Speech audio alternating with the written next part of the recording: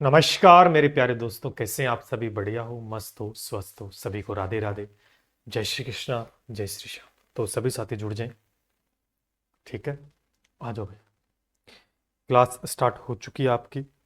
ठीक है, हाँ जी। दिखाई दे रहा है सभी को? आवाज़ आ रही है? श्रवण, मोनिका, सुरेश, नमस्कार भाई। जितने साथी जुड़ते जा रहे हैं, जल्दी से जुड़ जाओ।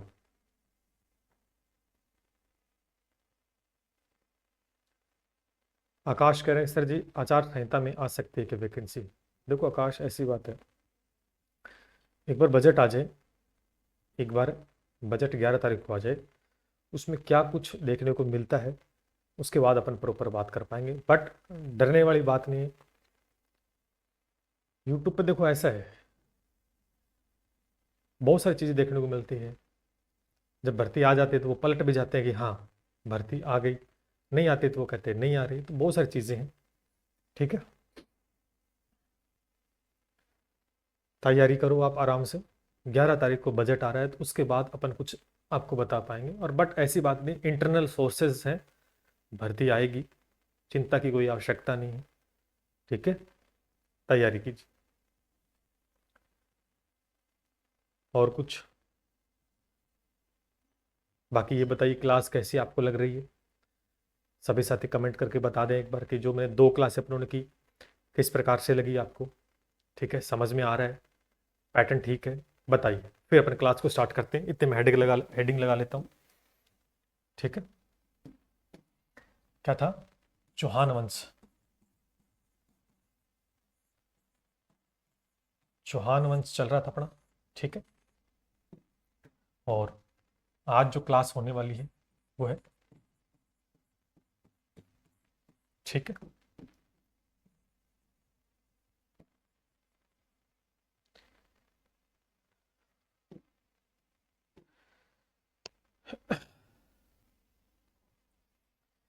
देखो डरो मत। देखो डरने से क्या होगा?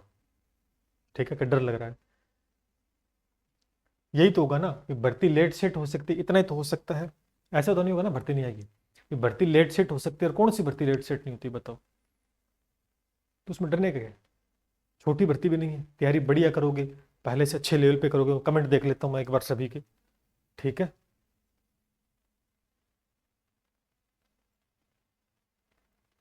डरो मत आप इस चीज को लेकर ना। भर्तियां खूब सारी हैं और ये भी आएगी, चिंता की कोई आवश्यकता नहीं है। पद में आपको फिर इसमें पद भी बढ़कर आएंगे, ये और बता दूं मैं आपको। ठीक है ना? अब बाकी क्या करें कि किसी का अपन विरोध नहीं कर सकते, कौन क्या कर रहा है, अपने को लड़ाई झगड़ा तो करना नहीं है। ठीक है, अपने को तैयारी करनी है।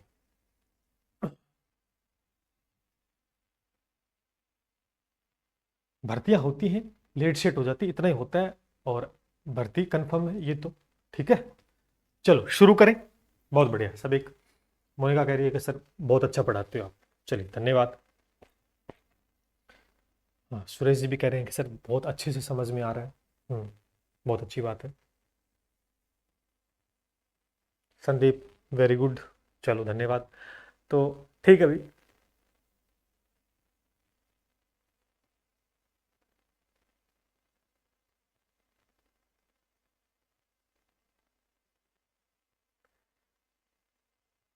ठीक है, धर्म सिंह जी कह रहे हैं कि सर क्लास पे ऑफर प्लीज।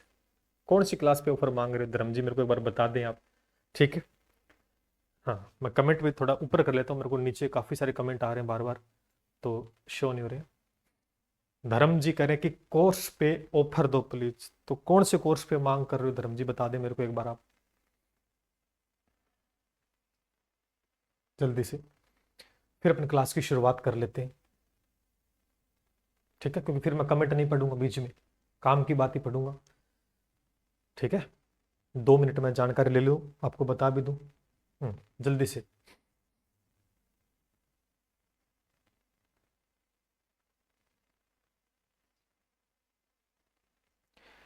जल्दी से जिसको जो कुछ पूछना हो तो मेरे को बता दें फटाफट। ठीक है।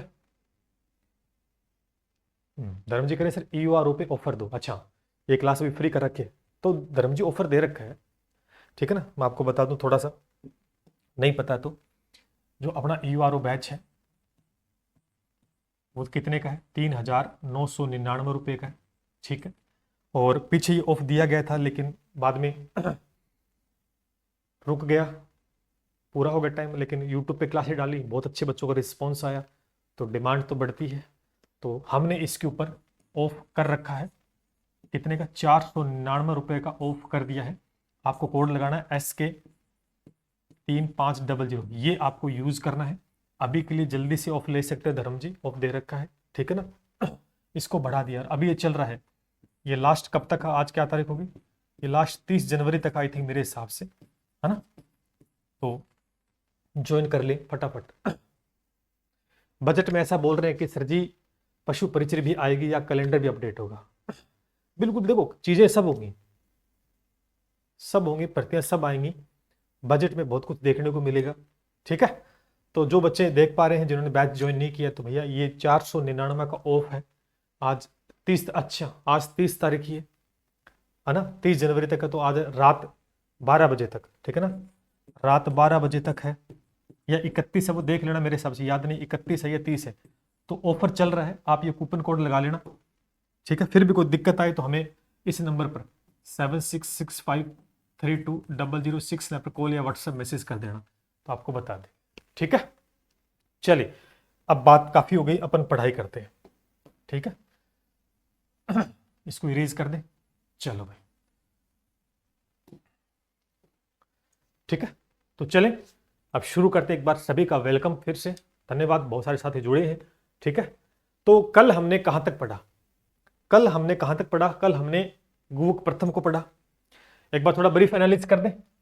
कल हमने गुवक प्रथम को पढ़ा, ठीक है।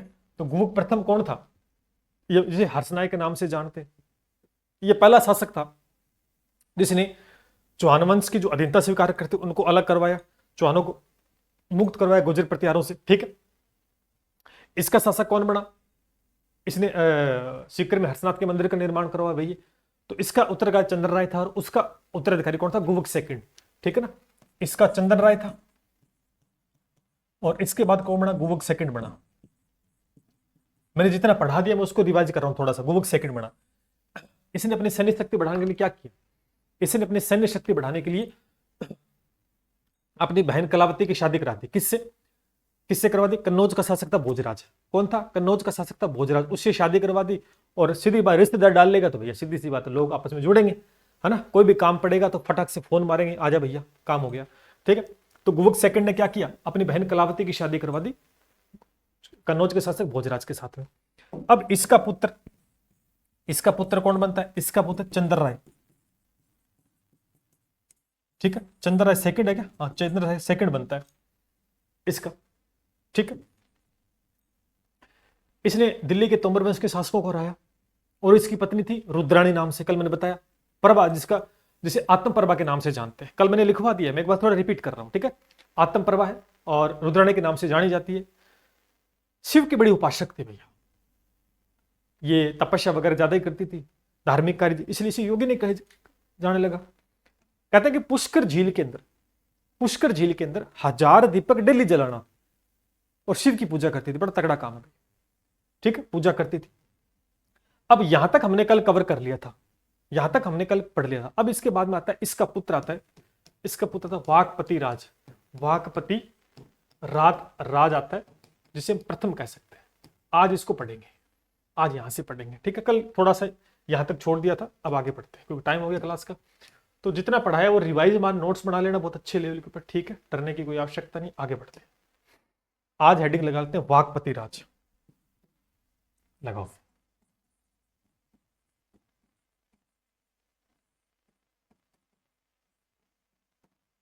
कौन था वाकपति राज, ठीक है, दिखाई दे रहा अच्छे से ना। चलो, ये चंदन राज का पुत्र था, किसका था, चंदन राज का दोस्तों ये पुत्र था, ये आपको ध्यान करके चलना है। और हर्षनाथ का जो शिलालेख है, उसमें से महाराज की उपाधि दी गई, किसकी दी गई, महाराज की उपाधि इसको दी गई थी। हम जैनक के द्वारा एक ग्रंथ लिखा गया है पृथ्वीराज विजय, जब हम उसको पढ़ते हैं तो उसके अंदर इसके बारे में बात लिखी गई है कि ये 188 युद्धों का विजेता है, 188 युद्धों का विजेता इसे कहा जाता है। किसके अनुसार? पृथ्वीराज विजय के अनुसार कहा जाता है। और कहते हैं कि ये शिव पुष्कर के अंदर शिव मंदिर का निर्माण भी इसने करवाया। इसके 3 बेटे होते हैं, सिंहराज, लक्ष्मण और वत्सराज, जिसमें एक ही काम का है, सिंहराज। इसके बाद वो शासक बनता है। तो इसके बाद में 2-3 बातें हैं कि किसका पुत्र था? चंद्रराज का पुत्र था। हर्षशिला लेख में किसमें? हर्षशिला लेख में इसे महाराज की उपाधि दोस्तों दी गई थी। हम ऐसा पढ़ते हैं। पृथ्वीराज विजय के अंदर कहते हैं कि ये 188 युद्धों का विजेता था और पुष्कर में इसने शिव मंदिर का निर्माण करवाया। और इसके 3 पुत्र थे, सिंहराज, वत्सराज और लक्ष्मण, जिसमें काम का एक ही पुत्र था जो राजा बनता, जो आगे है ना, कौन था? सिंहराज था। तो सबसे पहले इसकी 2-4 बातें हम लिख लेते हैं। ठीक है, बहुत बढ़िया, धन्यवाद सभी का।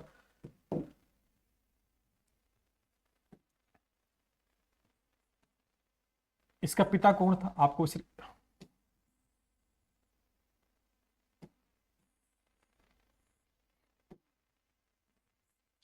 पिता कौन था इसका? सर इसका पिता था चंदन राज।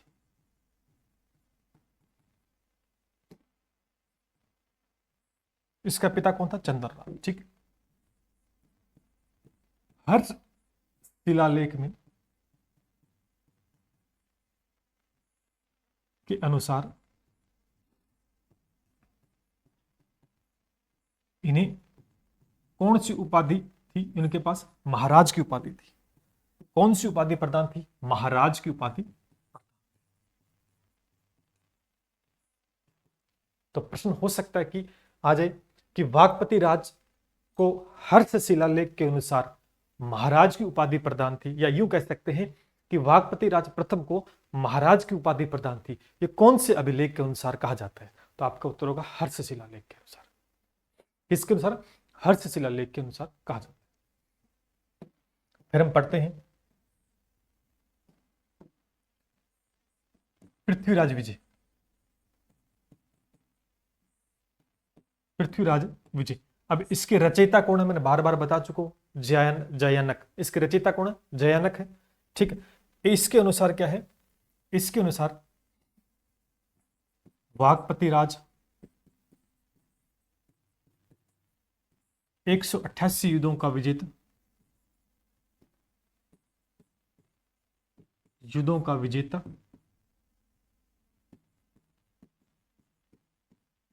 तथा पुष्कर में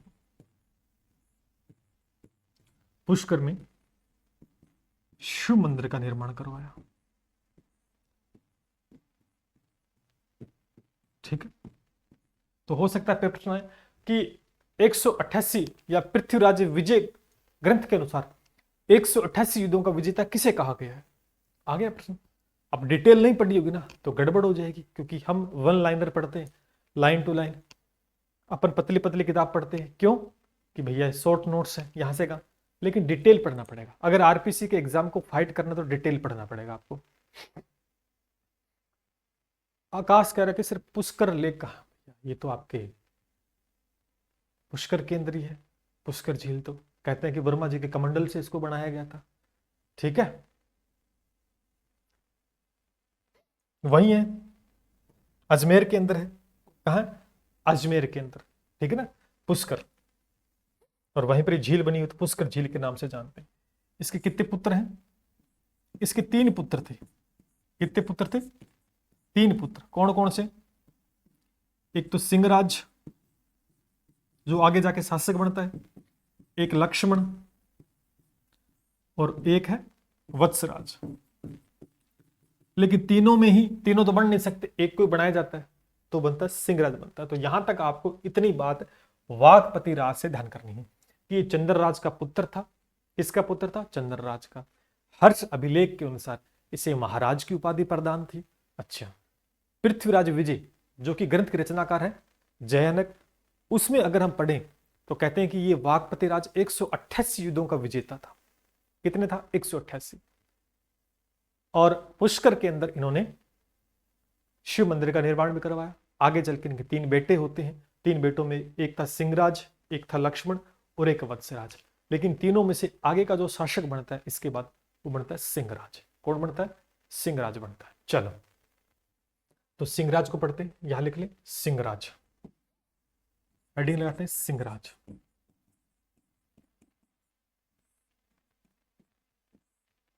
ठीक है, तो पिता समझ में आ गया कि पिता कौन था इसका? पिता था वाकपति राज प्रथम।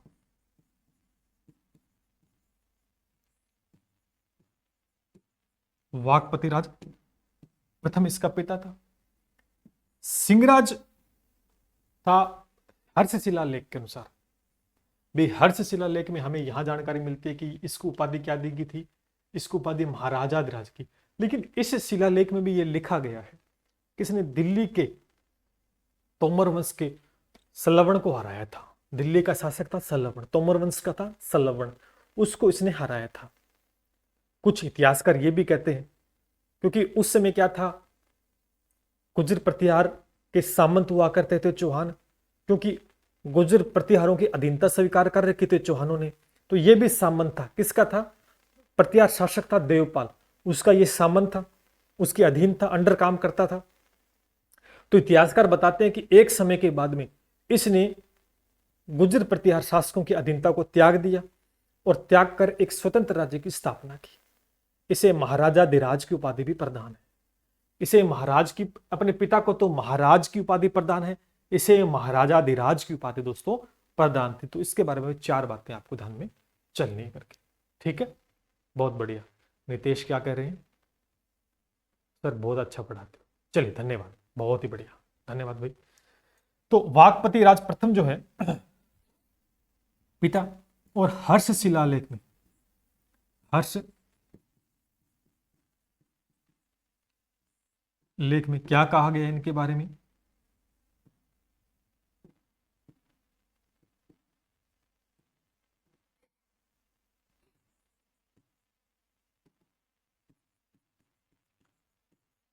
तोमर वंश के शासक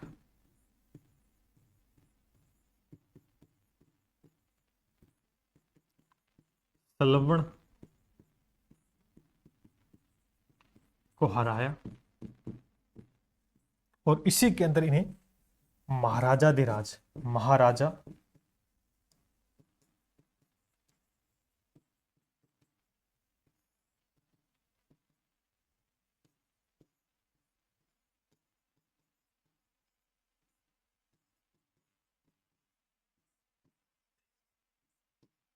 महाराजाधिराज की इन्हें उपाधि प्रदान थी। ये दोनों बातें हमें देखने को मिलती है हर्ष शिलालेख जब आप पढ़ते हैं। ठीक है, थोड़ा सा ऊपर चले।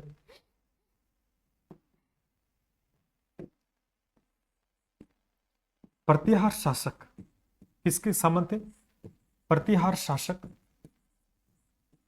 देवपाल के सामंत था भी। क्या था? सामंत था, क्योंकि चौहानों ने अधीनता स्वीकार कर रखी थी। चौहानों ने अधीनता स्वीकार कर रखी थी। किसकी कर रखी थी? प्रतिहार की अधीनता स्वीकार कर रखी थी, तो अब इसके अंडर काम करेगा। लेकिन इतिहासकार क्या बताते हैं? इतिहासकार बताते हैं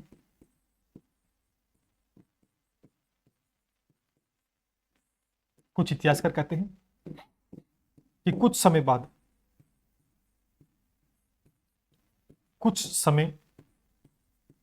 बाद इसने प्रतिहारों की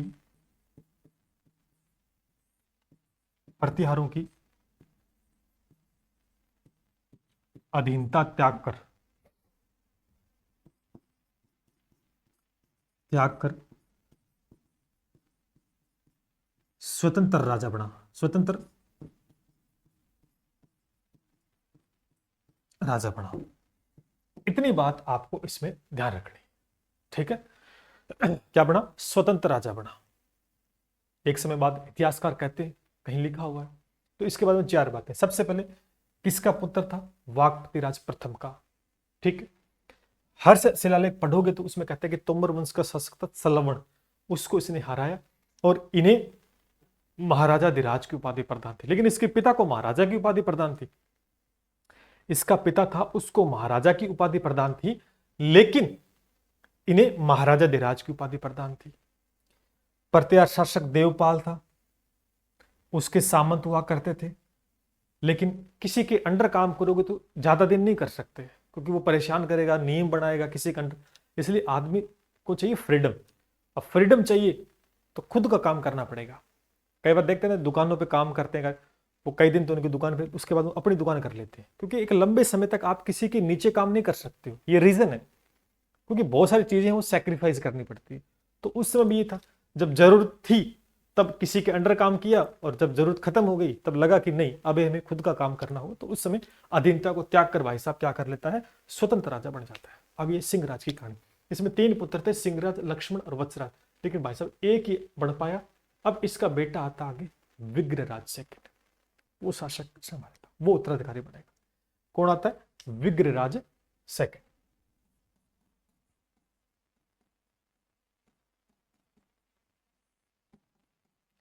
देखो मैं ये लिख रहा हूं, इसका मतलब समझ जाना, विग्रराज द्वितीय, कई जगह हिंदी में द्वितीय आता है, लेकिन मैं लिख रहा हूं सेकंड। सबसे पहले तो आपको समझ में आना कि किस, इसका पिता कौन था। इसका पिता था सिंहराज। इसका पिता कौन था? सिंहराज। देखो चौहान वंश, शुरू के जो चौहान थे, देखो अब एक लिस्ट पढ़ रहे अपन, शुरू के जो चौहान थे, प्रारंभिक चौहान थे, उनमें सबसे प्रतापी शासक यही हुआ है। सबसे पहला शासक, प्रतापी शासक, पेपर में आ सकता है प्रश्न, पहला कौन सा था, दूसरा कौन है, ऐसे प्रश्न आ सकते हैं। तीसरा कौन था, यह भी आ सकता है, तो मैं डिटेल से पढ़ाऊंगा, नो डाउट। प्रारंभिक चौहान थे, प्रारंभिक चौहानों में सबसे प्रतापी शासक विग्रराज सेकंड हुआ है। इसने गुजरात का शासक, चालुक्य शासक था गुजरात का, कौन? मूलराज, उसको इसने हराया, और भड़ोच के अंदर आशापुरा माता के मंदिर का निर्माण भी करवाया। 2-3 बातें इसके बारे में जाननी है। यानी इसका पिता कौन था? सिंहराज, और प्रारंभिक चौहानों का प्रतापी शासक इसे माना जाता है। गुजरात के चालुक्य शासक मूलराज को दोस्तों इसने हराया, और वहीं पर भड़ोच के अंदर इसने आशापुरा माता के मंदिर का निर्माण भी करवाया। गुजरात के अंदर आशापुरा माता का मंदिर है, आप सभी जानते हो, ठीक।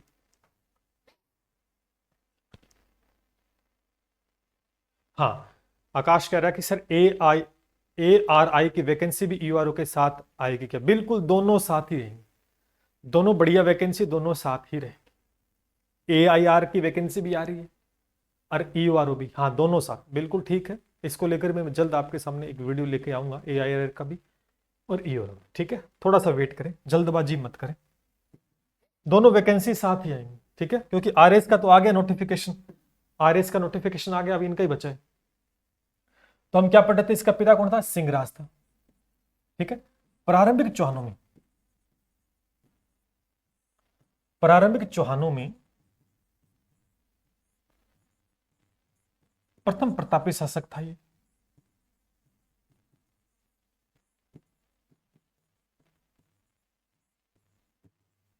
तो पेपर पूछे प्रथम प्रतापी शासक कौन था, तो आपको विग्रराज सेकंड बताना है। गुजरात के शासक,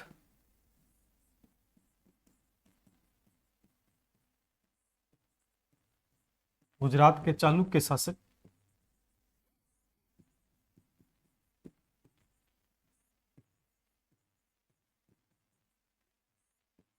मूलराज को परास्त किया या हराया,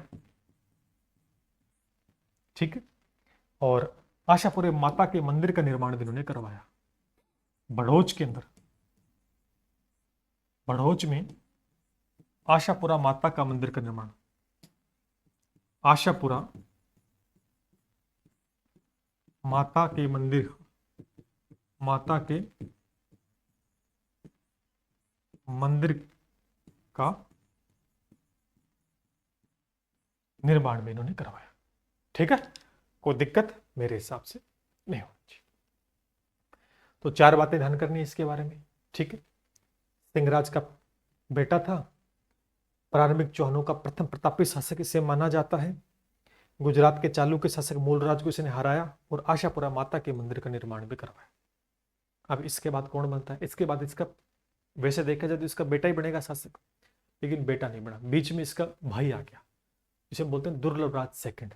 इसका भाई बनता है दुर्लभराज सेकंड, जिसे इतिहास में दुर्लभ की उपाधि प्रदान थी, जिसका मतलब है कि उसकी आज्ञा का कोई उल्लंघन नहीं करेगा भैया। नाडोल के अंदर, नाडोल के चौहान थे, महेंद्र चौहान भी नाडोल के चौहान थे, जी, नाडोल की स्थापना किसने की? नाडोल के अंदर चौहान वंश की स्थापना किसने की? लक्ष्मण चौहान ने की। लेकिन वहां के शासक थे एक महेंद्र चौहान, उसको किसने हराया? इसके भाई ने हराया। भाई तो कौन था? दुर्लभ राज, जिसने इसको हराया। और इन्हें किसकी उपाधि प्रदान थी? दुर्लभ की। इसे दुर्लभ का मतलब है जिसकी कोई आज्ञा का उल्लंघन नहीं करेगा। ठीक। तो इसके बाद कौन आता है? विगराज सेकंड के बाद कौन आता है? एक मिनट पीछे, आगे आगे, हाँ आ जाओ।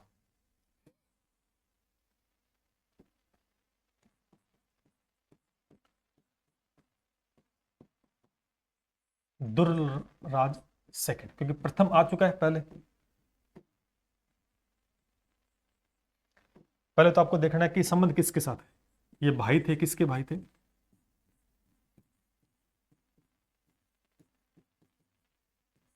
विगराज सेकंड के भाई थे। इन्होंने क्या उपलब्धि हासिल की? इन्होंने नाडोल के महेंद्र चौहान को हराया।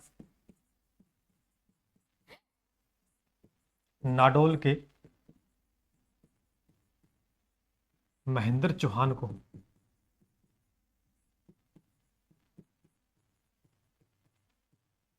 ठीक है हराया, और इन्हें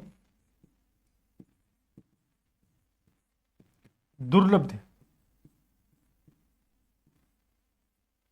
मेरू के नाम से जाना जाता है। मेरू के नाम से जाना जाता है।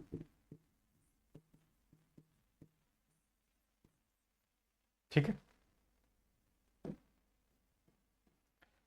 अब इसका अर्थ क्या? पहले तो ये देखो, हो सकता है पेपर में पूछ ले क्या मतलब भैया इसका।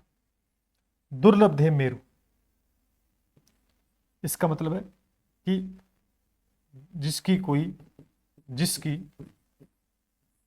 आज्ञा का कोई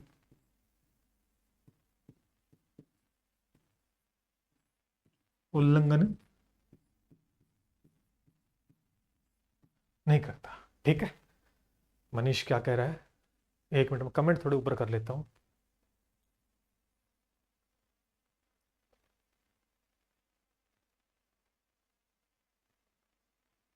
ठीक है। मनीष तारीफ कर रहा है अपनी कि सर बहुत अच्छा पढ़ा रहे हो, लाइन टू लाइन। ठीक है। देखो, मैं राजा के कर्म एक साथ आपको लिखा पा रहा हूं, ये आपको ध्यान करके चलना है। ठीक है।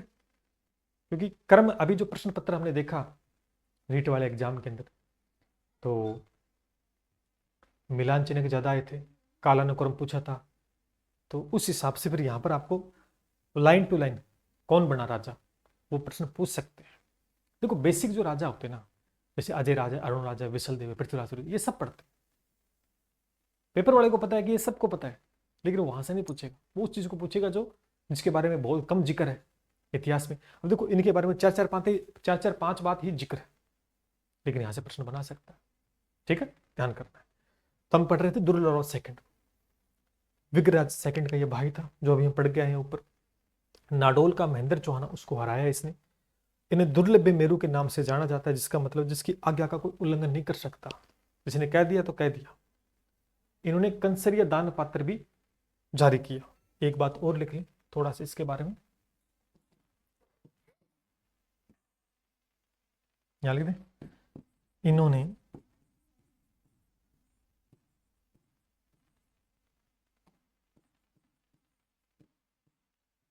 कंसरिया दान पात्र जारी किया। ये आपको जानकारी चलना। ठीक है।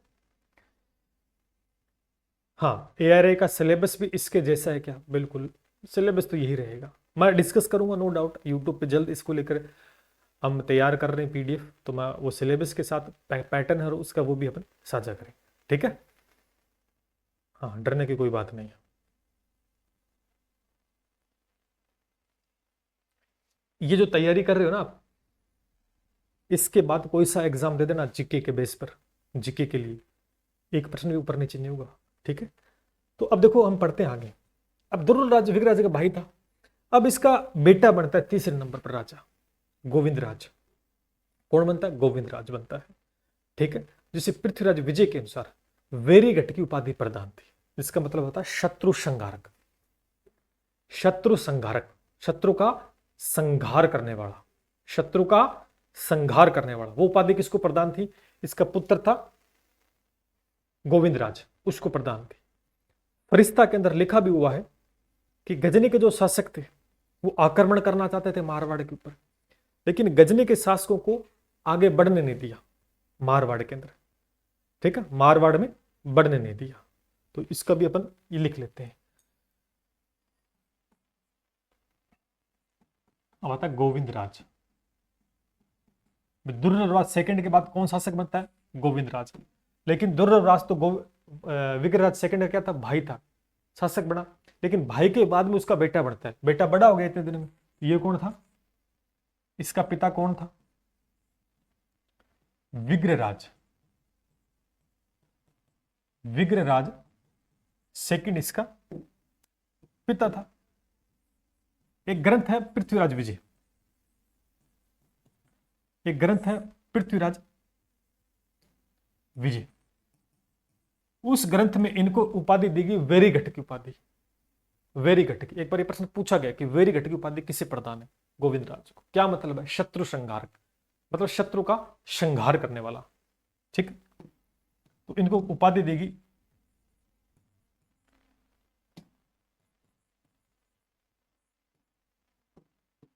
वेरीघट।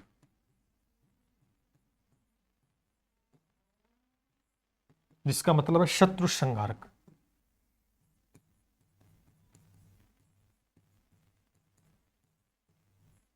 आप समझे? शत्रु का संघार करने वाला, बहुत तगड़ा राजा था ही। गजनी के शासक अटैक करना चाहते थे मारवाड़, लेकिन वो आगे नहीं बढ़ने दिया। तो कहते हैं कि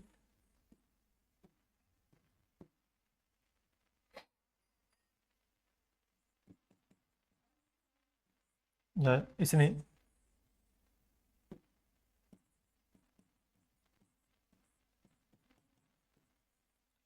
गजनी के शासकों को, इसने गजनी के शासकों को मारवाड़ में आगे बढ़ने नहीं दिया, बढ़ने नहीं दिया। यह बात आपको ध्यान करनी है। यानी गोविंदराज किसका पिता कौन था? विग्रहराज सेकंड। पृथ्वी विजय में से वेरीघट की उपाधि प्रदान थी, प्रश्न पूछा गया, जिसका मतलब शत्रु संघारक। और फरिश्ता के अनुसार, अच्छा इसमें लिख लो, यहां लिखा नहीं क्या मैंने? फरिश्ता के अनुसार यहां लिख लो, फरिश्ता के अनुसार इसने गजनी के शासकों को मारवाड़ में आगे बढ़ने नहीं दिया। सैन्य शक्ति तकड़ी। आ जाओ भाई, 1 मिनट रुको आप, ठीक है।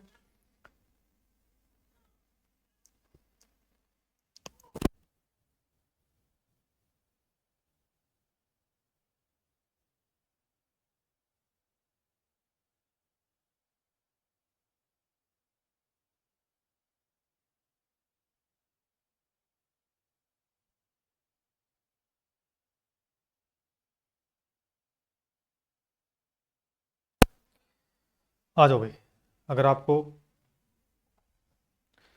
चाय कॉफी पीनी है तो आप पी सकते हैं, ठीक है। टाइम हो गया, अपने क्लास के साथ साथ पी लेंगे अपन। आवाज आ रही है? ठीक। तो हम पढ़ रहे हैं गोविंदराज को, ठीक।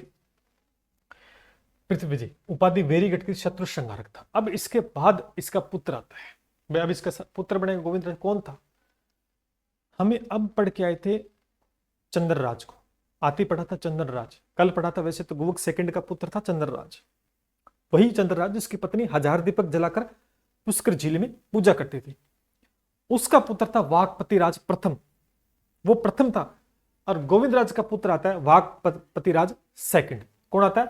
वाकपतिराज सेकंड। लिखो, ठीक है, लगाओ हेडिंग वाकपति। इसमें देखो कंफ्यूज हो सकते हो, कोई प्रथम है, कोई सेकंड है, कोई तृतीय है, ये थोड़ा सा यहां डाउट है। लेकिन थोड़ी सी इमेज बनाना दिमाग में, थोड़ी सी इमेज बनाकर दिमाग में और चलना, ठीक है। एक और विशेष बात बता दूं आपको, एक बात और विशेष बता दूं आपको कि जब राजाओं के कर्म, कई बार बच्चे पूछते सर राजाओं के कर्म याद, आप एक काम करना, लाइन टू लाइन एक पेज में ऊपर से लेकर पूरे राजाओं की लिस्ट अपने दीवार पे चिपका देना। 1 number, 2 number, 3 number, 4 number, 5 number. और आते जाते 5 मिनट देख लिया करो कि पहले नंबर कौन था, दूसरे पे कौन है, तीसरे पे कौन है, चौथे पे कौन है।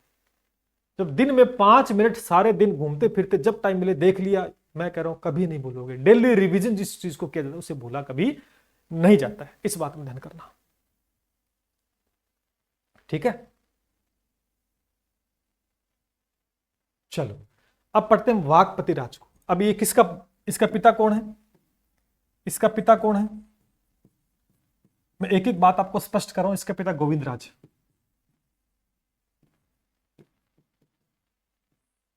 गोविंद राज है, ठीक है। और पृथ्वीराज विजय के अनुसार, पृथ्वीराज विजय के अनुसार इसने मेवाड़ के अंबा प्रसाद को हराया। मेवाड़ के शासक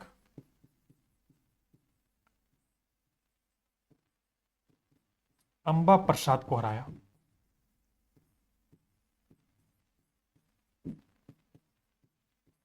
ठीक। अब इसका एक पुत्र था लक्ष्मण चौहान, सुना होगा नाम। क्या किया था उसने, इसका एक पुत्र था लक्ष्मण चौहान, इसका पुत्र था लक्ष्मण चौहान। ये वही लक्ष्मण चौहान है दोस्तों जिसने जिसने नाडोल में चौहान वंश की स्थापना की, चौहान वंश की स्थापना की।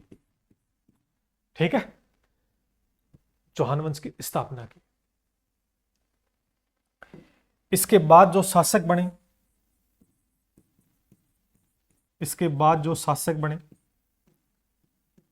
अब उसके बारे में कोई जिक्र नहीं है, बस नाम याद रख लेना। इसके बाद जो बने, यहां लिख दो, वीर्यराज, चामुंडराज व दुर्राज, ये बने। अब देखो नाम याद रखना है, वीर्यराज, चामुंडराज व दुर्राज। लेकिन वीर्यराज और चामुंडराज के बारे में सिर्फ नाम याद रखना है और ज्यादा कोई विशेष बात आपको याद नहीं है, सिर्फ दुर्लभ राज को याद रखना। एक बार आप दोबारा देख ले, रिपीट मार ले थोड़ा समय। ठीक है, देखो हो सकता है क्रम पूछ ले। इसके बाद में दुर्लराज शासक बनता है। कौन बनता है, दुर्लराज शासक बनता है। ठीक है भाई, और इसको वीरगढ़ की उपाधि प्रदान थी। क्या थी, वीर सिंह कहते थे, वीरों में सिंह, वीर सिंह उपाधि प्रदान थी, जिसको वीर सिंह भी आप कह सकते थे। ठीक है, इसने दोस्तों गुजरात के शासक कर्ण सिंह को हराया था। गुजरात के शासक, इस भाई साहब ने गुजरात के शासक कर्ण सिंह को दोस्तों हराया था। और 1079 ईस्वी के अंदर पंगा ले लेता है। गजनी का शासक था इब्राहिम, उससे युद्ध करता है और उसमें भाई साहब ये मारा जाता है। उसमें ये इसकी कहानी दोस्तों खत्म हो जाती है। और इसके बाद जो शासक बनता है वो पृथ्वीराज, वैसे तो बीच में बनता है विग्रराज बनता है, लेकिन इसका कोई जिक्र नहीं है। इसके बाद सीधा बनता है पृथ्वीराज प्रथम बनता है। ठीक है, उसको भी पढ़ लेते हैं। चलें आगे, अगले पेज पे चलते हैं। तो हम दुर्लभराज सेकंड को देखते हैं। ठीक है, लगाओ हेडिंग।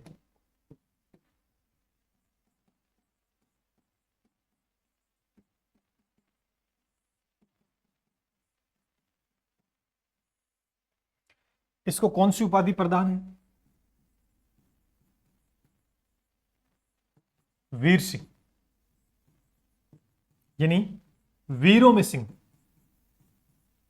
सिंह का मतलब शेर होता है, वीरों में सिंह। इसने गुजरात का शासक कर्ण सिंह को दोस्तों हराया। किसको हराया इसने, गुजरात के शासक, गुजरात के शासक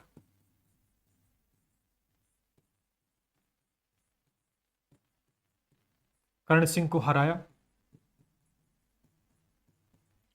और उसके बाद में इसका अंतिम समय आ गया भैया, इसका अंतिम समय कब आया? 1079 ईस्वी को। गजनी के शासक इब्राहिम के साथ युद्ध करता है भाई साहब। क्या करता है? युद्ध करता है। वह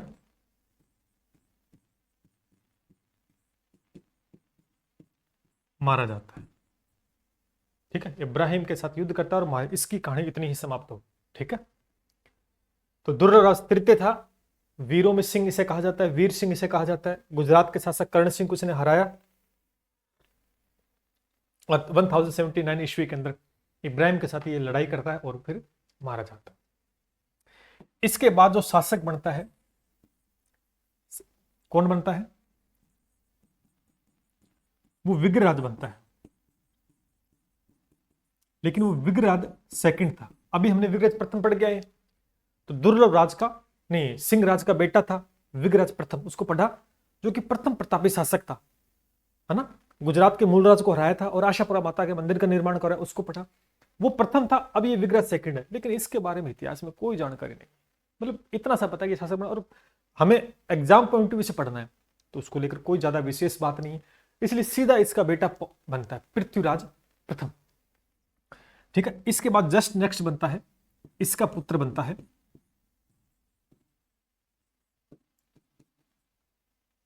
पृथ्वीराज प्रथम शासक बनता है। कौन बनता है? पृथ्वीराज प्रथम शासक बनता है। ठीक है, अब इसकी जानकारी जो रेवासा सीकर में अभिलेख है, ठीक है ना, जीर्ण माता अभिलेख, उसमें इसकी जानकारी मिलती है और इसे तुर्कों में राजा कहा जाता है। ठीक है, ध्यान करना है। एक मिनट,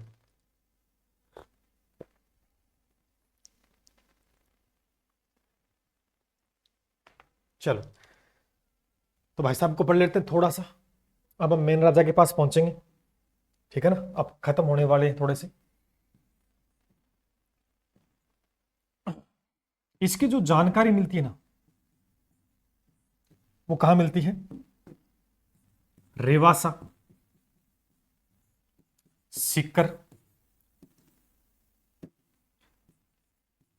सीकर जीर्ण माता अभिलेख में। जीर्ण माता अभिलेख में इसकी जानकारी मिलती है। इसके बारे में अपन पढ़ते ना, तो वहां पर इसकी जानकारी मिलती है। इसको उपाधि प्रदान थी परम भट्टारक महाराजाधिराज की उपाधि प्रदान है। परम भट्टारक महाराजा परमेश्वर की उपाधि से प्रदान थी। ठीक है, ये भी आप लिख सकते हैं। इसको जो उपाधि प्रदान थी परम भट्टारक महाराजा परमेश्वर की उपाधि इन्हें प्रदान थी। और एक ग्रंथ था प्रबंध कोश। प्रबंध कोश, पहले तो इसके रचयिता कौन थे? प्रबंध कोश का एक बार पेपर में पूछा गया। ठीक है, राजशेखर। इसके रचयिता कौन है? इसके रचयिता राजशेखर है। ठीक है भाई, साथ साथ जो काम की बात है वो भी लिख लेते हैं। ठीक है, इसमें जब हम इसको पढ़ेंगे, जब हम प्रबंध कोश को पढ़ेंगे, तो भाई साहब सीधी सी बात है, उसमें लिखा गया है तुर्कों का विजेता। किसको? पृथ्वीराज प्रथम को तुर्कों का विजेता कहा जाता है। तुर्कों का विजेता कहा जाता है, तुर्कों का विजेता। ठीक है, अब अजमेर को राजधानी बना लिया जाता है आगे चलकर, और इसके बारे में इतनी बात है। अब आगे चलकर इसका पुत्र अजय पाल, अब कहानी स्टार्ट होती है। अजय पाल की कहानी स्टार्ट होती है। यहां तक आपने देखा जितने भी राजा पढ़े उसके सन अपनों नहीं पढ़े, सन पढ़ने भी नहीं उनके। अब जब पढ़ेंगे अजय राज, अजय पाल कह दो या अजय राज कह दो, ठीक है, अब पढ़ेंगे इसको। अब तक राजा पढ़े उसमें दो चार बातें ही विशेष थी, लेकिन आप जैसे नॉर्मल एग्जाम के लिए पढ़ते हो ना, तो डायरेक्ट बच्चे क्या करते हैं, सिर्फ अजय पाल को पढ़ते हैं। जो पीछे जितनी मैंने बातें 2 दिनों से मैं गा रहा हूं आपके सामने गीत, वो कोई नहीं पढ़ता, क्योंकि वहां से प्रश्न नॉर्मल एग्जाम में नहीं आ रहे। थोड़ा सा एक अच्छा लेवल आता है तो वहां से प्रश्न आता है, लेकिन अब आप वहां से जीरो से पढ़ के और एक एक राजा का क्रम आपने देखा, एक बैक टू बैक, कोई भी राजा छोड़ा ही नहीं है, कोई भी राजा हमने नहीं छोड़ा, क्योंकि हो सकता है कल को मिलान चिन्ह लेकर, कथन निष्कर्ष के लेकर पुराने राजा का नाम पूछ ले।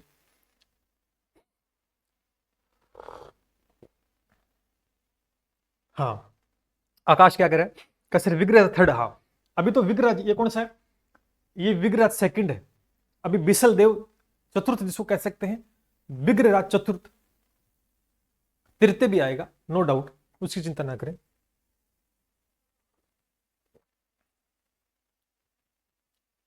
विग्रहराज तृतीय आएगा, ठीक है। तो मैं थोड़ी सी इसको खत्म कर लूं, फिर आता हूं मैं, ठीक है।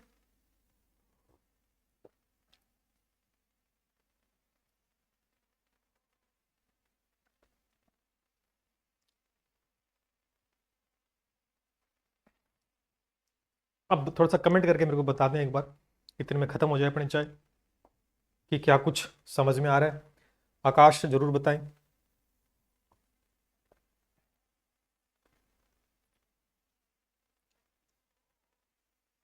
चलो, अपनी कॉफी खत्म हो चुकी है, अब पढ़ेंगे अजय पालुक भैया। अब अपन सन भी याद रखेंगे, अब यहां से सन, अब तक जितना पढ़ाया समझ में आया एक बार कमेंट करके बता दो, अपन फिर आगे चलते हैं, ठीक है, जल्दी से।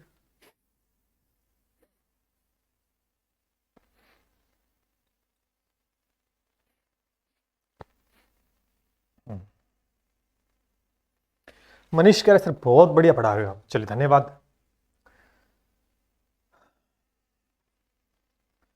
अमरिंदर कह रहा है ठीक है सर बढ़िया है। सुनीता मोनिका वेरी गुड, चलो बहुत अच्छा रिस्पॉन्स है, पूरी मेहनत के साथ अपन काम कर रहे हैं, ठीक है। क्योंकि समझ देखो, आप किताबें पढ़ते हो ना बड़ी बड़ी, उसमें लाइन टू लाइन भर भर के दे रखा है, आपको ये नहीं पता क्या पढ़ना है क्या छोड़ना है, हमारे एग्जाम के लिए क्या इंपॉर्टेंट है।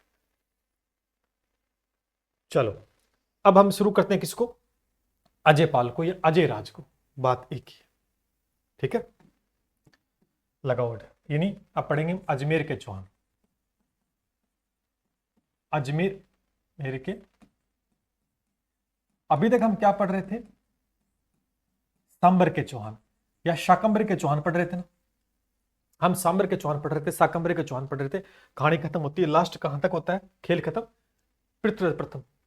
अब अजय राज आता है, इसको हम अजय राज भी कह सकते हैं, अजय पाल भी कह सकते हैं, या इसका दूसरा नाम अजय राज भी कर सकते हैं,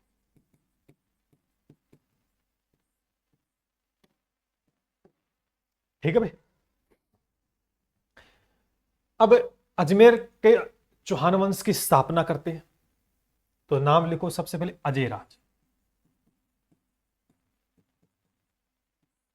सबसे पहले तो आपका इसको सन याद करना है, 1105 से भाई साहब का कार्यकाल स्टार्ट होता है और 1133 तक चलता है, ठीक है। अब सन याद करने, जहां जहां याद करने वहां मैं लिखवाता चला जाऊंगा।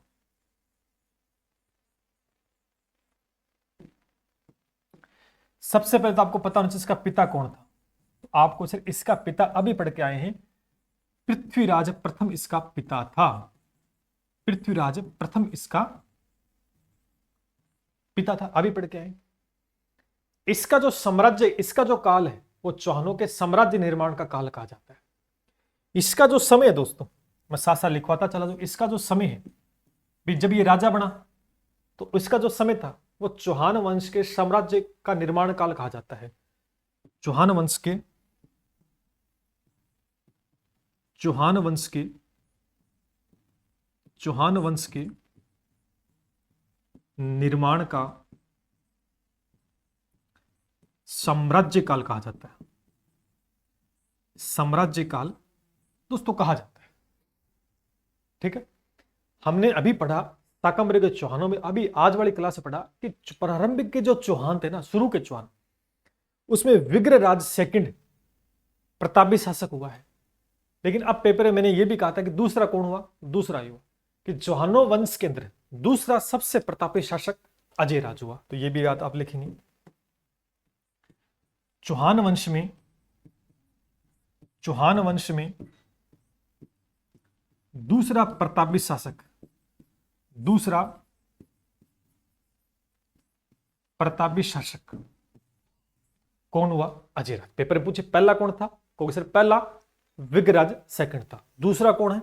अजयराज, जो 1105 में बैठता है और 33 तक राज्य करता है। 1113 के अंदर, कब? 1113 में, कब? 1113 के अंदर क्या करता है? अजमेर नगर को बसाता है। 1113 में क्या करता है? अजमेर नगर को बसाएगा। अजमेर नगर बसाया और अजमेर को क्या बना दिया? राजधानी। और क्या बना दिया? अजमेर को क्या बना दिया? राजधानी। ठीक है, क्योंकि अब अजमेर के चौन पड़ेंगे। अजमेर को क्या बना दिया? राजधानी। अजमेर के अंदर 1113 में ही अजमेरू दुर्ग की स्थापना की। किसकी की?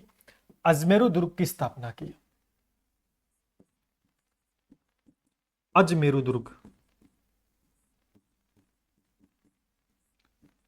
दुर्ग का निर्माण करवाया। किसने कराया? इस भाई साहब ने करवाया, अजयराज ने।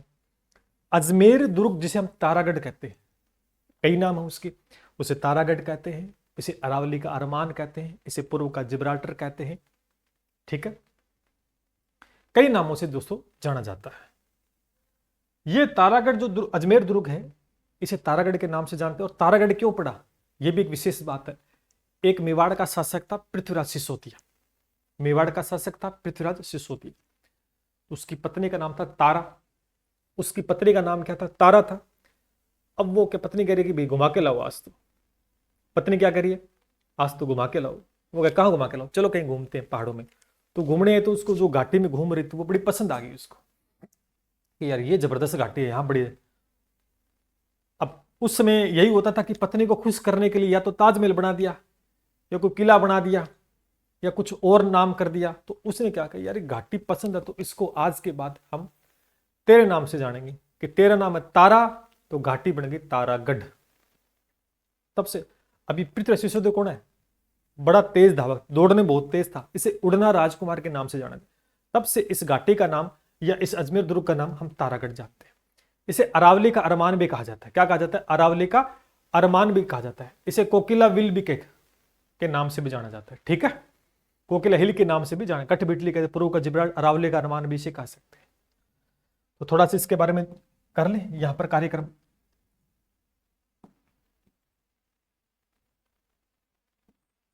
इसके अन्य नाम क्या क्या है? इसे हम कोकिला हिल के नाम से भी जानते हैं, हिल के नाम से भी जानते हैं। इसे हम तारागढ़ के नाम से भी जानते हैं। ठीक है, इसे अरावली का अरमान भी कहते हैं, अरावली का अरमान भी कहते हैं।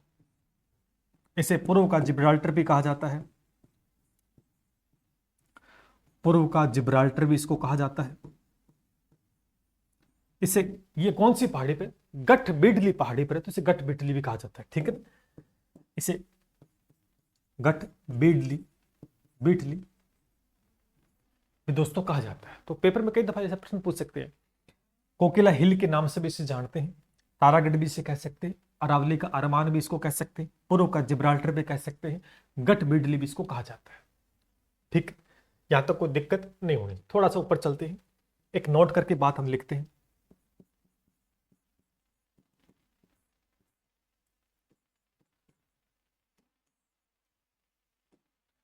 कि अजमेरू दुर्ग का नाम, दुर्ग का को नाम तारागढ़ कैसे पड़ा, इसको भी हम लिख लेते हैं। ठीक, यहां था मेवाड़ का शासक था पृथ्वीराज सिसोदिया, पृथ्वीराज सिसोदिया। क्या था? पृथ्वीराज सिसोदिया था। ठीक। इसकी पत्नी थी, बड़ी खूबसूरत थी पत्नी, जिसका नाम था तारा। अब हुआ क्या, अब तारा के नाम पर ही तारागढ़ पड़ा है। ठीक है, तारा के नाम पर, तो कह सकते हैं कि पत्नी के नाम पर तारागढ़ पड़ा है, ध्यान करना। ठीक। एक और बात कि सबसे ज्यादा जो स्थानीय आक्रमण हुए वो तारागढ़ दुर्ग पे हुए, सबसे ज्यादा स्थानीय आक्रमण, यूं कह सकते हैं कि सबसे ज्यादा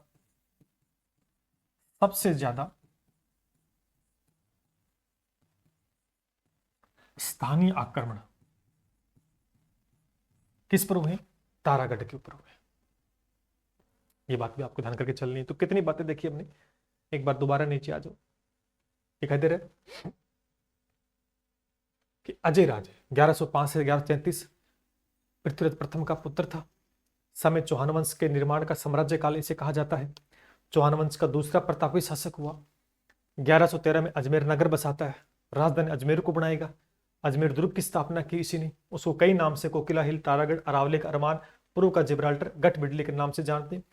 अजमेर दुर्ग का नाम जो तारागढ़ पड़ा है वो पृथ्वीराज सिसोदिया की पत्नी थी तारा, उसको घुमाने लेके आ गया और उसी के नाम पर पड़ा तारागढ़।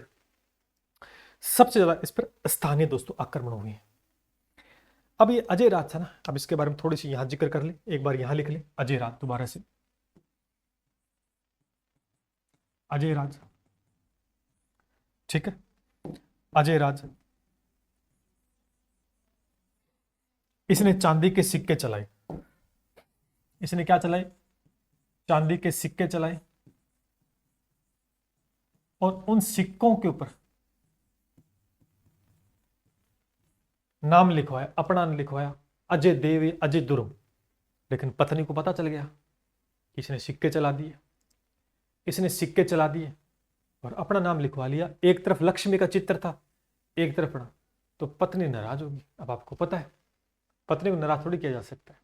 इसने कहा चल कोई बात नहीं, तेरा भी नाम लिखवाता। तो पत्नी का नाम था सोमलेखा, तो उसने सिक्कों पर सोमलेखा भी नामांकित कराया। ठीक है,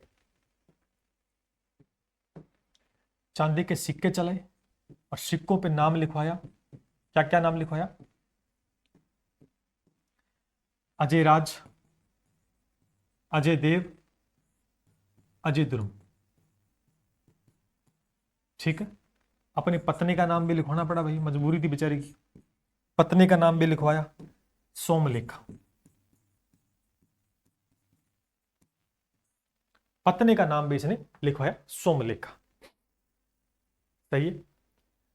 तो चांदी के सिक्के किसने चलाए, ऐसा एक प्रश्न पूछा गया, बड़ा नॉर्मल सा है। अजय देव ने चलाए, अपना नाम अजय देव और अजय द्रुम लिखवाया और पत्नी का नाम सोमलेखा लिखवाया।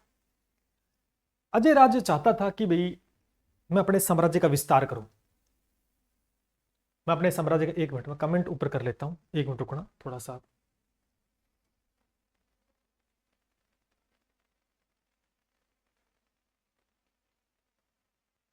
ठीक, चलो थोड़े से कमेंट के ऊपर नीचे हो जाते हैं थोड़े।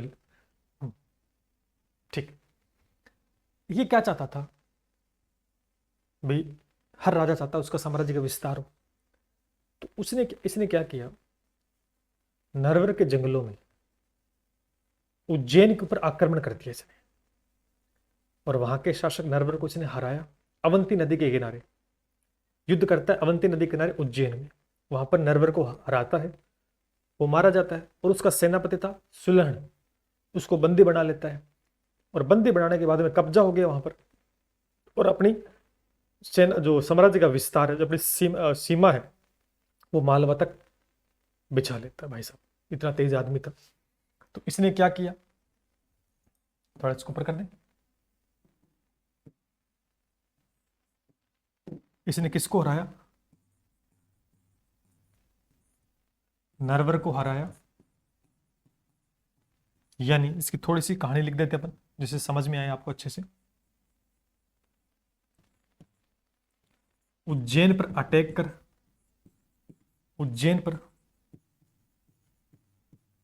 आक्रमण कर, अवंती नदी के किनारे, नदी के किनारे किनारे नरवर को हराया तथा उसके सेनापति सुलहन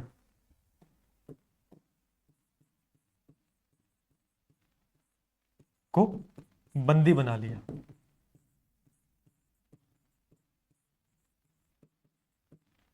तथा अपने सीमा का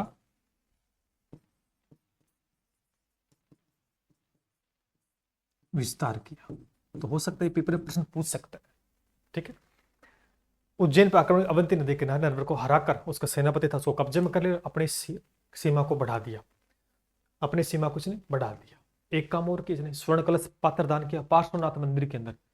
पार्श्वनाथ मंदिर में स्वर्ण कलश दान दिया भाई साहब ने। ठीक, काम बहुत अच्छे किए इसने, काम अच्छे किए, प्रतापी शासक तगड़ा था तभी तो कब्जा कर रहा है। लेकिन एक समय के बाद इंसान की जो इच्छा वो मर जाती, सब कुछ आ जाता है, फिर उसको चाह नहीं होती एक उम्र के बाद में। इसके मन में भी ऐसी कुछ बातें आई कि यार अब क्या करें, पैसा तो खूब कमा लिया। फिर इसने अपने बेटे को बुलाया कि इधर आओ। इसका बेटा था अर्णोराज। उसको बोला इधर कि यार ऐसा है कि मैंने तो साम्राज्य विस्तार कर दिया, अब मेरे से नहीं संभलेगा, जितना मेरे को करना था मैंने कर लिया, अब ये राज्य मैं तेरे को सौंप रहा हूं और मैं जा रहा हूं लंबी यात्रा। पुष्कर चला जाता है तपस्या करने के लिए पहाड़ों पे। ठीक है, तो इसका पुत्र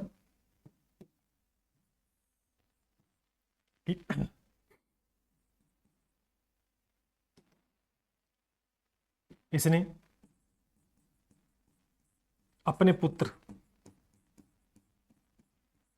अर्णोराज को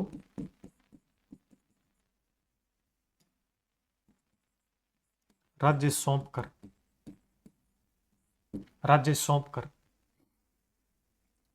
पुष्कर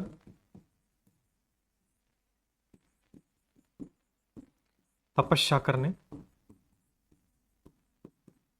चला जाता है। ठीक है, तो अब ये तो चला गया, अब कौन बनेगा अगला राजा? क्योंकि इसका